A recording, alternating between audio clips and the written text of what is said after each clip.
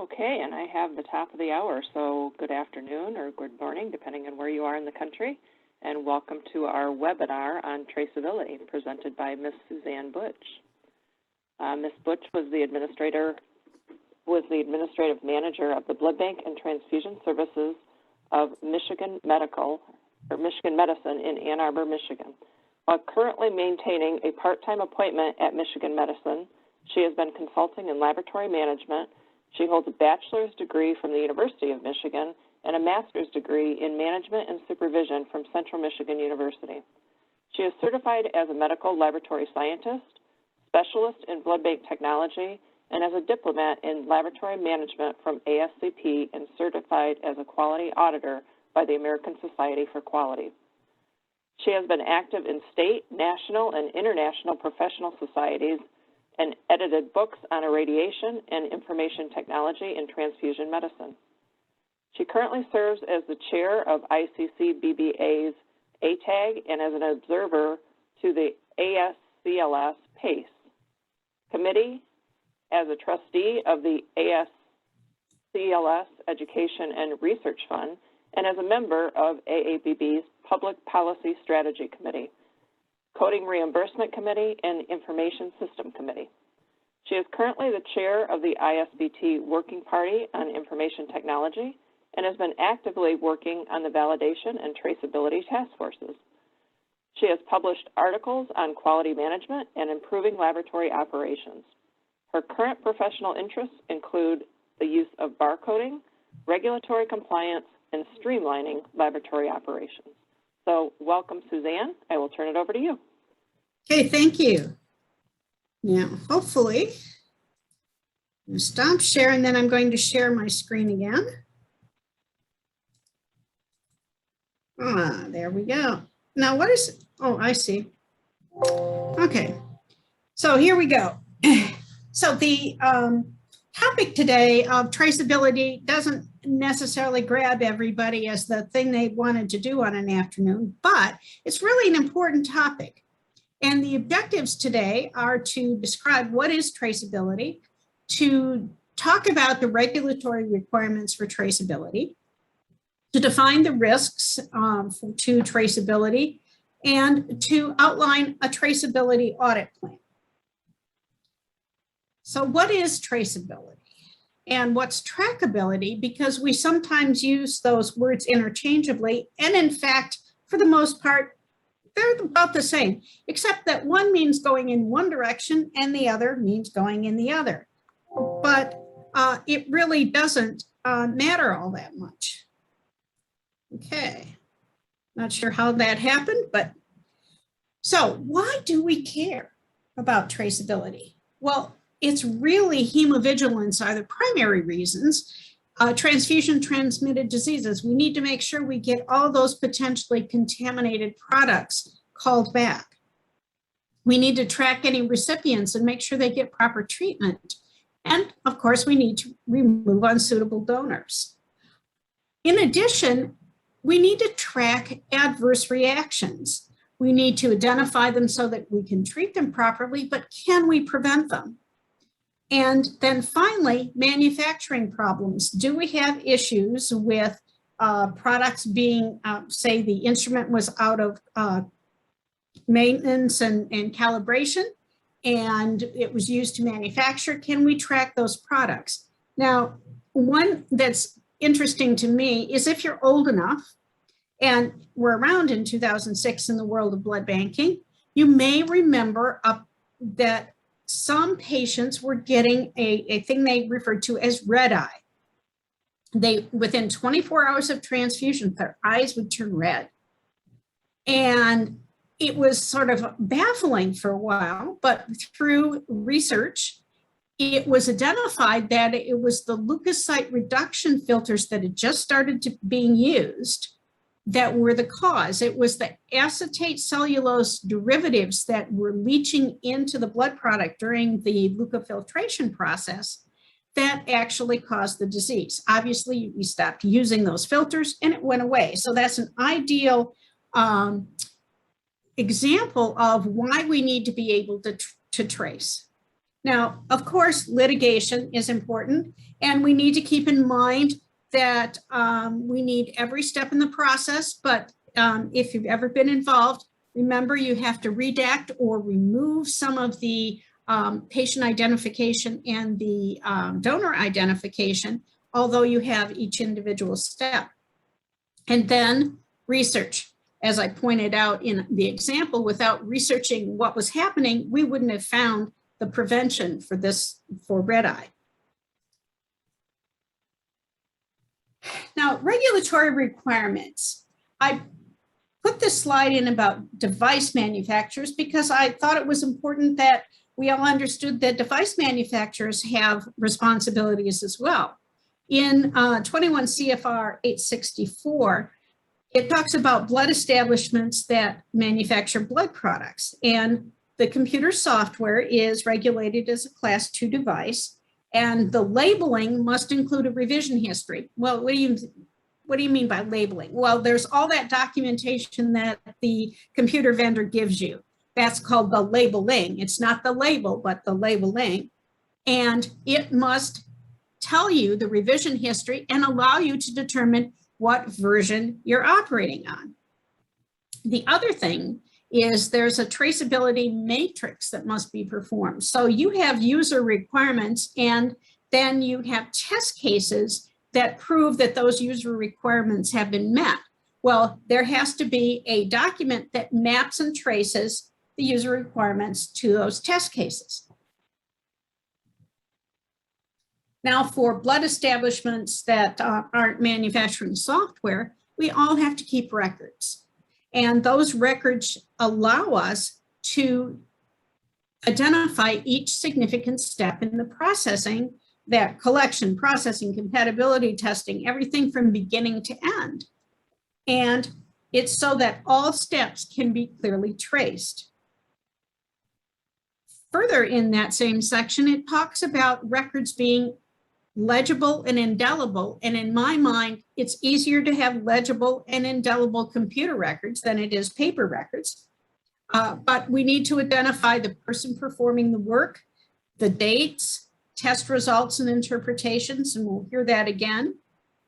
Show the expiration date of assigned products to provide a complete history of the work performed. And appropriate records need to be available to determine what lot number of supplies and reagents were used with specific lot numbers. Now, in the CLIA regulations, it's talking about calibration and verification. And although it says for automated chemistry analyzers, we can apply this to automated transfusion service instruments as well. You have to determine, we have to do quality control, and those control materials in the case of chemistry have to be traceable to the NIST standards, or the National Institute of Standards and Technology reference materials. Now, it's also important if you have equipment that you can trace the calibration status and the instrument or device that was used to calibrate your equipment, to know that that calibration equipment was appropriately calibrated. Now, the College of American Pathologists, in case you're accredited by those particular, by that particular group, have some requirements as well. We have to have a complete copy of archived results. We need to be able to get them back. They have to be retrieved. We have to have other details about them, their reference ranges, so that we can interpret the tests, interpretive comments, and any high or low flags. The CAP also wants us to have a way to preserve our data, and we need to protect it for unexpected destructive events, fire, flood, malicious incident, for software and hardware failures, and we have to have a process for restoring the service and the information, including what they say is a data integrity check. Did we get it all back? Now, if we have multiple analyzers, if we have 2 automated instruments doing work in the laboratory, we need to be able to uniquely identify which of those instruments perform the task. For interfaces, the CAP is concerned about the result integrity. Now, many systems today, and many more systems today, have an independent transfusion service software and that talks to perhaps a laboratory software that talks to the hospital information system. So in that transfer, interfacing of all the data, we need to be able to ensure that what we sent from our perhaps instrument all the way to the patient report is the same information displayed so that it provides the same information. It doesn't have to exactly look the same, but it has to contain the information in a readable format. The CAP also wants us to have processes and procedures on what to do during complete shutdowns and recovery of systems that are interfaced together. Now, what are the traceability risks? Well, the biggest two are loss of data elements that and the loss of a data link. And that's a little bit like having a stranded piece of information. You have a value of 24, but you don't know what its units of measure are or to what it belongs to. User specifications for both operational qualification and performance qualification can be used to help us identify those risks, because when you made your user specifications, you said the system had to do these particular tasks, and it had to do it potentially with specific criteria. So we can use that information to say these are risks of loss of perhaps the ability to evaluate infectious diseases, recording our testing and cross-match results, receipt or issue of components. I know of some donor systems that when they're down, they won't issue any blood components until the blood component comes up, because they're so dependent on the computer doing all those important checks. So it's use those OQ and PQ to help you identify risks for your particular system. Now, have you done a risk assessment? I display here the failure modes and effects analysis, which is a very sophisticated tool because it involves so many elements. What it does is it looks at a method of failure and the effect of that failure. And we grade then the seriousness, the frequency, and the detectability. We also list the current controls on what do we do to minimize this risk. And we multiply the seriousness, frequency, and detectability score. And by the way, we score them usually in a 1 to 10 scale, with 1 being not serious and 10 being very serious. We then multiply those numbers together to get an RPN, or a risk priority number. The higher the number, the more effort we should put into ameliorating those risks. So then in this grid, we reduce we apply risk reduction, and then we reevaluate what is the new risk. And just so you can see it a little bit bigger, you can see the score. Now it's pretty complex. So let's think about doing something slightly less complex. So we're sitting down at our committee meeting where we're rating our risks, and because we generally do this kind of a task in a meeting, you can do it online or in a real meeting, and you can use a score that's modified. Rather than the 10-point score, you could use the high for 10, medium 5, and low 1. May make it easier to select a category. Now let's take one of the possible risks, data entry errors. Now in this particular ranking, we're looking at a particular facility. We're not saying that this is the risk for your facility, because your situation could be entirely different. You could be mostly manual and entering some information to a system to just bill. Or you could be entirely automated from testing all the way to the end and have very, very few, if any, paper records. So this risk will be different for each facility. So in this case, we're just ranking the seriousness and the frequency to get our risk score. So data entry errors in this facility, we said was 10, frequency 10, score was 100. Well, how do we reduce that risk? Well, we automate it and have an interface transfer the data rather than human entry. Now, for paper records, we did 10 for seriousness, 5 for frequency, and came up with 50. Well, how do we reduce that risk? Well, we have secure storage, perhaps even offsite. We have our records organized so we can actually find them and find the record that we're looking for. And we might want to consider scanning them for redundancy. Should something happen to the paper record, having an optical image of those records. Now, let's take relabeling. Relabeling, if you've been around the blood banking and transfusion service long enough, you can remember before ISBT 128, and relabeling was a frequent occurrence. The link between the original unit number and the signed unit number, if that's lost, you've really lost a tremendous amount of information. But in this particular scenario, we've decided that the frequency of that happening now is 1, because that's the lowest we can score it. And the score is 10. And why? Because we've adopted ISBT 128. So let's move on to the next group. What about missing records? So we have 100 as score. Well, we need policies and procedures for record keeping, and we need storage and retrieval policies and procedures. And we also need to practice those storage and retrieval methods.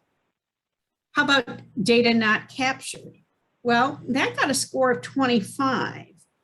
We want to review the requirements for storage and retrieval method and then put in computer stops.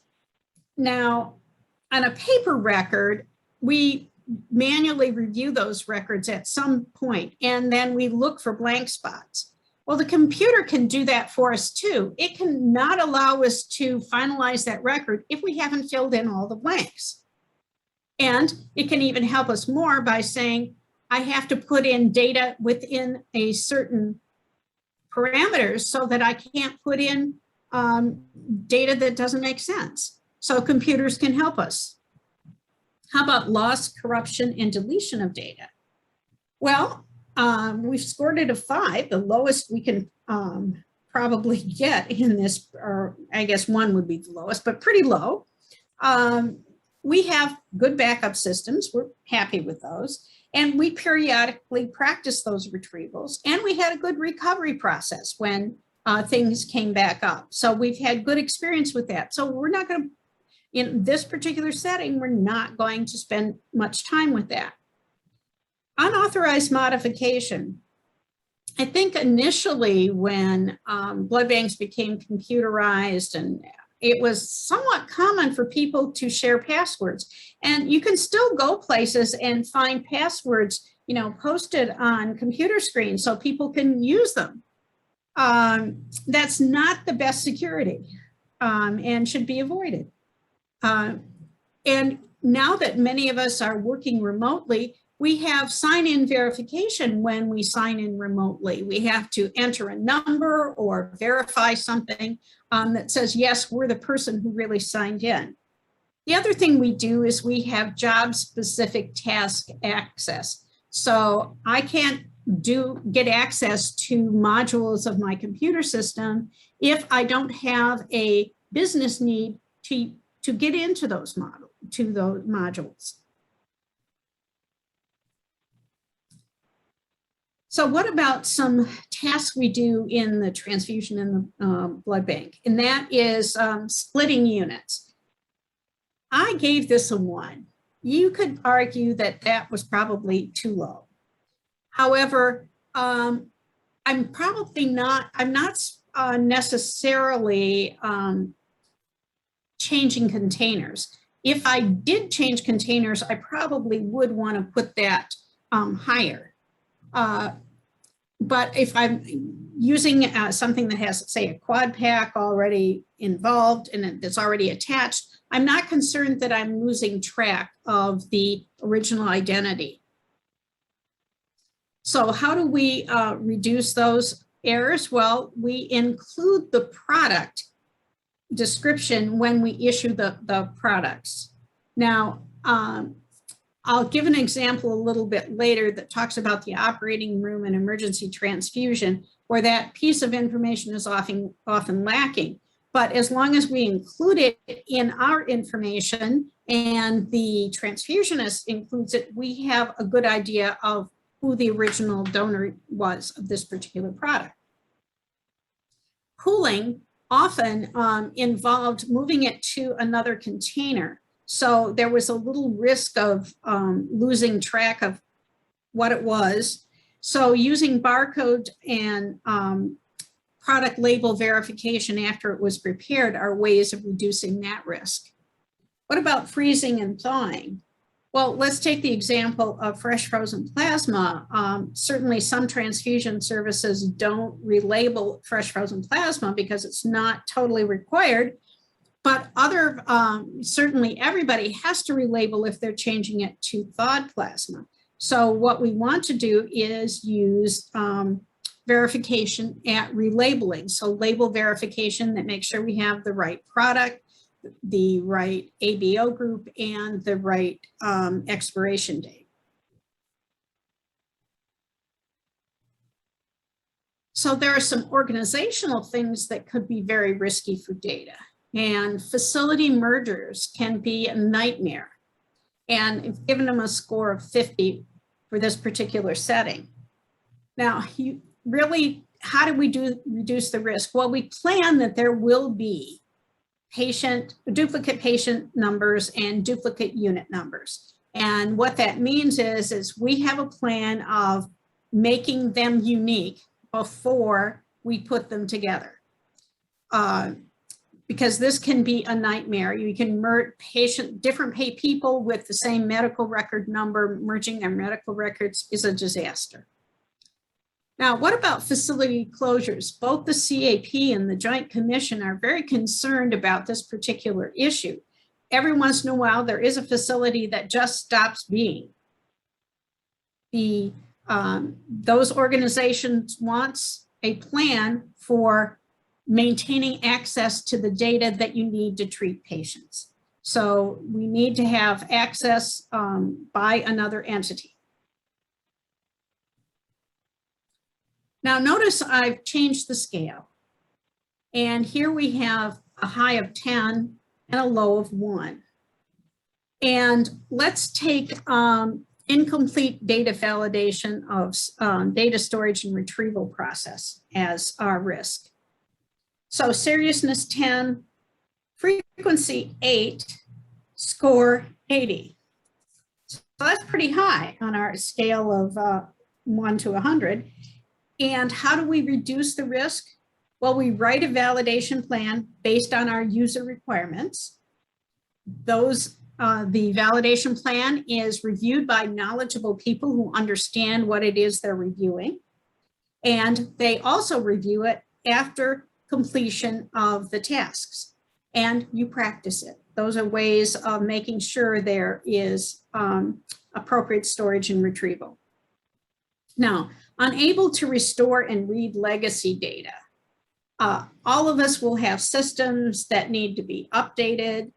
Sometimes we change the vendor of our systems, and we have to have a plan for how do we retain access or convert the data.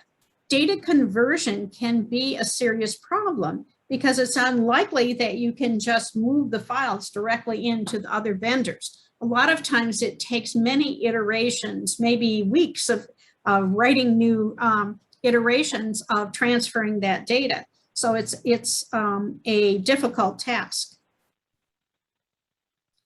Now, some people like to rate things using these color coding, high, medium, and low, red, yellow, and green, I frankly find it mind-boggling. So I've just taken some other examples that we had previously and showed you how it would look if you had high, medium, and low. But again, it's not my particular fancy to do it that way. Now we're going to move on to the topic of, have you actually done an audit of your traceability? Now, the traceability that everybody thinks of first off is look back, recalls, those sorts of things. And we want it from the donor coming in the door to the final disposition, whether that was transfused, destroyed, returned to the supplier. We're also talked about a number of other audits, so we'll move on. So what about your traceability mechanism? Do you have documented procedures, and are they regularly reviewed? And did you ever test those mechanisms? Now, an example that I can give you is my own institution. When I retired from my full-time job, one of the assignments I got in my special projects was to actually pull together all the pieces of information about over the years that had grown in different procedures about how to get at all of the different storage methods that we had and what you needed to know. Like in one system, you had to drop the American Red Cross number with the, say it was 13, J 1, 2, 3, 4, 5. And to look it up in the system, you had to drop the 13. But in other systems, you actually had to do it a different way. So how, if you were looking for a unit number, how could you, what are the various ways you could look for it? Now, if you did actually audit it, was there a report that was created? And if so, were there any lessons learned or things that you need to change? And last of all, were there any recommendations? If there were they actually implemented? So for interface management, are there documented procedures and are they reviewed? That's going to be true of everything that we look at here. Now, are there agreements in place with third parties or agreements with other people within your own organization or other sections? Are they in place and are they current? And is there an update mechanism for your interfaces and how are they interconnected, making sure it's done well? Do you have a data retention strategy? Is there a policy and procedure about how long to keep things, how long to, and where they're stored? Is there a strategy at all? Or does everything just go in a box, get labeled with the month and year and get put in a storage closet? So if there is one, is it documented and reviewed? Do you have a way of dealing with media degradation? I keep thinking about the different media I've used over the years. And yes, I started out with 8-inch discs. Then we went to, I think they're 3¼ inch discs. Then we used CDs, then we used jump drives, then we used other things. So if you just think of how you manage your own personal data, think how things have changed in the computer side of your hospital or transfusion service system or the donor center. So is there a plan for technology obsolescence? Right now, the institution I work for issues me a computer because I have to have that computer if I want to connect remotely, but it no longer has a CD drive. It used to have that. So if I have anything that I put on a CD, I can't read it. And I need to keep a computer because I do have that has a CD drive because I have some things that are stored on CDs. So what's the plan for making sure we have some way to read that? When is the next data migration plan? Do we have that in mind? Do we know when that's likely to happen? And is it properly resourced both from a time, do we have enough time, but do we have enough people who know how to do it? keeping in mind that you can't buy time too often, but you can employ people to do those things for you. Now, the tracer audit, I believe, from a healthcare perspective, was started by the Joint Commission. And what they really do is they come into your facility, they go to a patient's medical record, and they pull a piece of information, and they follow it back to the beginning. If we think about transfusion, they would take, okay, here's documentation of a transfusion. Was there a physician order? Was the right product transfused? How was it transfused? Were vital signs taken? Was there consent? I've listed a whole bunch of things that they would look at. When they go to the laboratory, they might look at the instrument and the calibration and quality control of that instrument that day. They might look at who was operating the instrument and were they trained? Do they have adequate documentation that they have the appropriate education and training for the job? So everything will be looked at along the way, and things can be found. So we need to be able to trace everything back. Now, an operations audit might look at how are we doing certain tasks. For example, if we keep paper records, we can audit the record to make sure that they're complete, legible, and that they're stored appropriately. For downtime records, we need to make sure that they're entered into the system correctly, did we retain the original document? Because the original document was the paper record, we can't just toss it out after we enter it into the computer system. For backup processes, we'd like to audit and determine whether the backups actually contain the backup data. There are instances where people went to restore and found that their backup mechanism had failed. By the way, some of them are not employed anymore in that facility.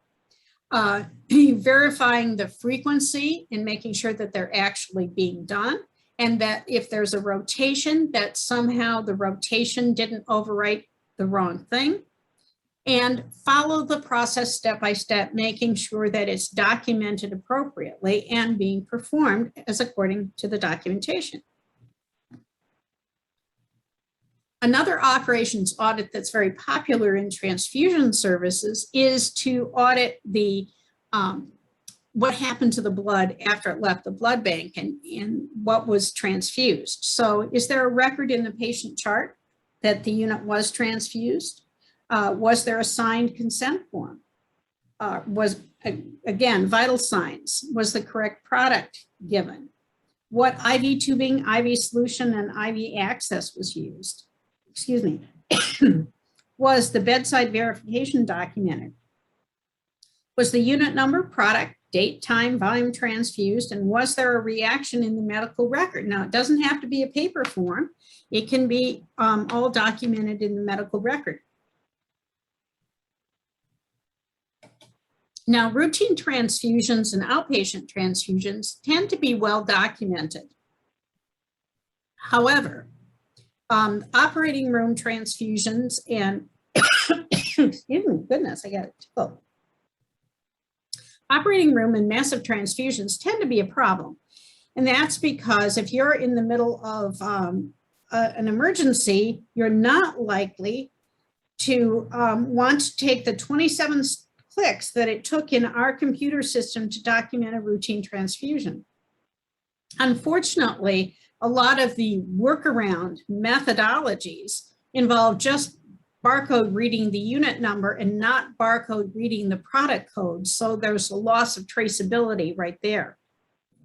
And there's plenty of other operations that could lose that traceability in the operating room and during massive transfusion as well. In emergency and massive casualty situations, just knowing which of the casualties got the unit is sometimes a challenge as well.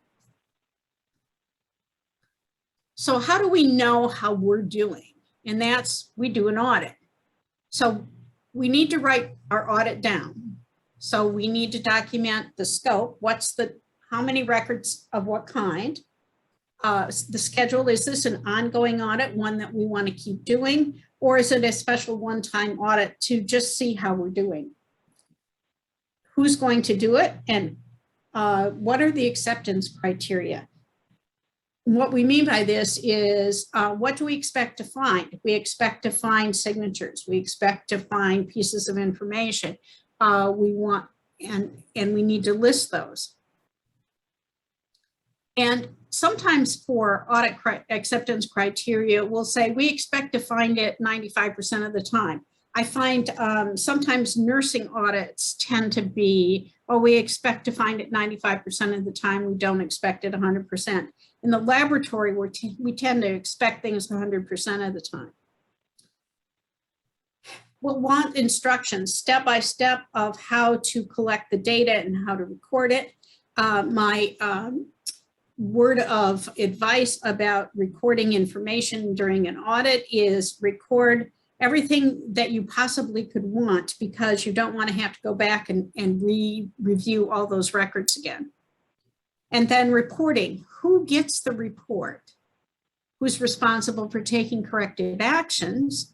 And where does the report go next? It's important that the report not just sit on the desk in the auditor's office, but that it gets moved up the chain of command so that there is a quality structure in your institution, that it goes up and people know what the results of this audit were.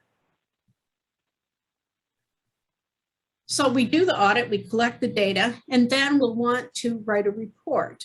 We'll want to summarize the data, including the dates and types of records reviewed, the number of patient records, units, or products, and how many and what percentage met the acceptance criteria. And we may want to, and if we have the data, compare it with previous audits of this same information. We did an audit of completion of the paper transfusion record forms, I think for 15 years. We did it once a year for 15 years, and we compared it with previous audits. And over time, there was a gradual improvement in the documentation. And if you have any incidental findings that are important, it's important to write those down too. Now, I tend to like displaying data in colors and charts. I think it's easier to understand. And so here's an example of average computer downtime. By the way, this is fake data. And here's incomplete documentation. One of the things that happened in our computer system was you started a transfusion, but you actually had to physically go into the computer and stop the transfusion.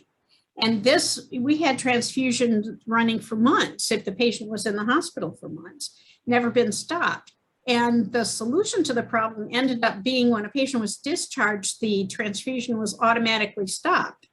I'm not sure that's a good solution, but at least it was a solution. Now, this is recorded in the number of transfusions not stopped in the hospital information system per 100 transfusions. So let's do sort of two funny case studies. So the first one, the supervisor of the transfusion retired last December after 20 years of service. The blood center just sent a look back of 10 units spanning the past 10 years. The final disposition of 3 of the units can't be determined. What are the likely causes for this traceability failure? I'll give you a couple of seconds. Well, here's the ones that I thought of pretty much immediately. And one was conversion to a new computer system where we didn't actually have the old data at all. The paper records were destroyed, and I was thinking we now have a new disaster scenario, and that's a building collapse that, you know, a few months ago, we never thought of a building collapse being the cause of disaster. And misfiled data. We have the data, but it's out of order. and was put back in the wrong place. There are certainly many other possibilities. I didn't list them all here, but there's so many options for missing data. Now, the good news is during look back, I was really surprised at our facility. We were always able to find it. However, we did have sometimes that units, especially platelets for some reason, who disappeared. Occasionally, we'd find them under the platelet rotator or in some strange place months later. In case study number 2, the blood bank and transfusion service records are currently stored in the following methods: microfilm, microfiche, CDs, tapes, online, external hard drives, and paper. What's wrong with this picture? Well, what's wrong is there's so many methods of data storage. And this is what my task was, because believe it or not, in my facility, we still have microfilm and microfiche. This stuff goes back to the early 1960s. And the question is, do you need to maintain that data for so long? I mean, is it relevant? The people who were living then, probably most of them who were, being transfused are deceased. So at what point do you keep that data and keep it available? I think there's a tendency today to keep that. But in 1960, we weren't really thinking too much about keeping that, that information available for a long period of time. So as a blood banker, I always think of belts and suspenders. So if I have paper records, I'm going to scan them. But do I have another source of getting that information? When we think about lost data, often there's more than one way to get at a piece of missing data.